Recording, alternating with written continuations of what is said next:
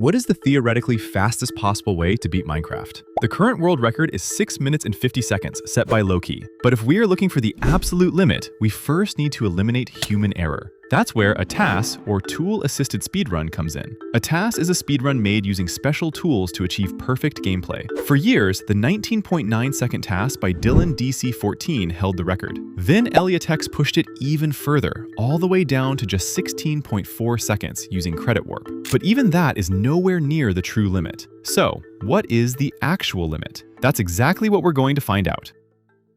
Recently, I came across a 0-second TAS by M33 Galaxy. It sounded completely ridiculous, but surprisingly, the explanation behind it was incredibly convincing. He explains it in much more detail, so feel free to pause the video if you want to read it yourself. But here's the simplified version.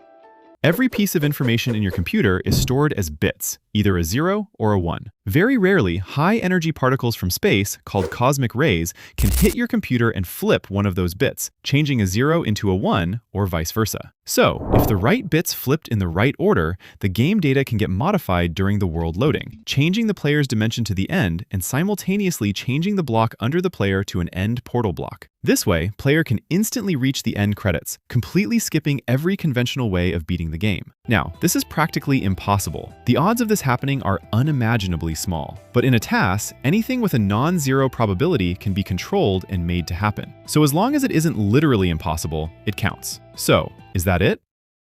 Well, there is one issue with this explanation. For this to happen, you need the world to load, you need the player's dimension to change from the overworld to the end, and you need the block under the player to change into an end portal block. And all of this has to happen with a perfect sequence of bit flips. Now, this must take some time. This all cannot happen in 0 time. No event can happen in 0 time. It must take some positive amount of time, right? As I was discussing this with my friend Rash, he pointed out something that I completely overlooked. The timer doesn't start when the world loads. It starts when the player gives their first input. And in this case, the player never gives any input. So the timer never starts. It stays at 0. And the game reaches the end credits without the timer ever beginning, resulting in a speedrun that beats the game in 0 seconds. And honestly, I thought that settled it.